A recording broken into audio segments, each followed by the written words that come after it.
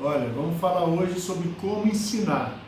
Eu não vou dar aula para o professor de como ensinar, mas é uma técnicazinha simples que eu gostaria que vocês, professores, usassem para preparar a aula, para dar aula e para ensinar os alunos a ensinarem os próprios colegas, né? Aquela ideia do aluno virar professor, o aluno virar estudante e virar professor, né? Então, como é que é essa ideia? São 4 pontos básicos, né? Quando a gente vai preparar uma aula, preparar dessa maneira. Qual que é o objetivo dessa aula? Qual que são os pontos principais? 3 ou 4 no máximo, mas 3 pontinhos que são aqueles que a pessoa tem que aprender aqueles pontos para assimilar a aula. A validação, o que prova que isso aí é verdadeiro? E depois alguma historinha. A historinha é o jeito deles lembrarem de tudo, sabe? A gente lembra as coisas por histórias. Aprender a contar histórias é muito legal. Então vamos dar um exemplo, né? A gente pode fazer isso de uma maneira global, por exemplo, a aula de português. Por que eu aprendo português? Qual que é o objetivo do português? Ensinar a gente a se comunicar melhor.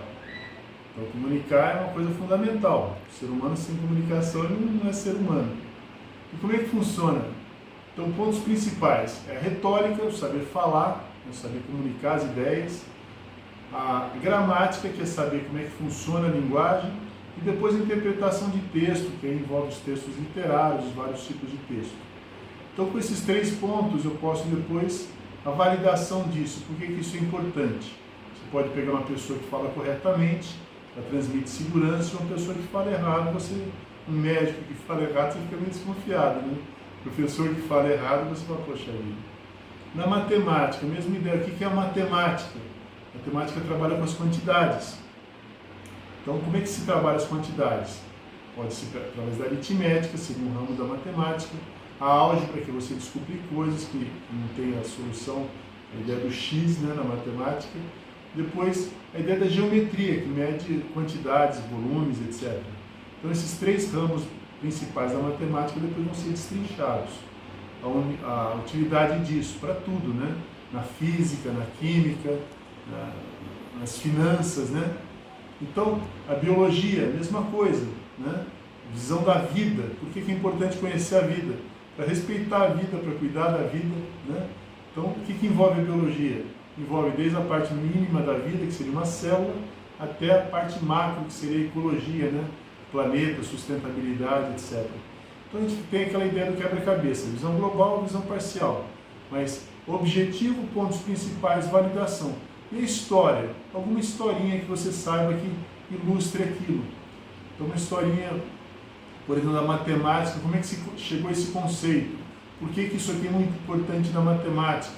Vamos usar isso aqui, o que foi usado isso aqui para resolver aquele problema, né? E aí eles vão lembrar daquele conceito. Então eles vão lembrar da história para depois associar com o conceito. Então essa é a ideia. Então vamos tentar fazer isso em cada aula. Você pode pôr esses 4 itens. Objetivo, pontos principais, validação e exemplo, história. E ensine os seus alunos a fazerem isso. Então, aquela ideia que eu falo para vocês fazerem, não sei se vocês estão fazendo, então, no final da aula, dá 5 minutos para um aluno explicar para o outro 2 minutos, um ouve, o outro fala, você fala agora troca, aí o segundo aluno fala, o outro ouve, e os 2 preparam uma pergunta sobre o tema. Então, um jeito super eficaz da aula ficar bem gravada. E se você fez esse roteiro, objetivos, pontos principais, validação e história, eles não vão esquecer mais dessa aula.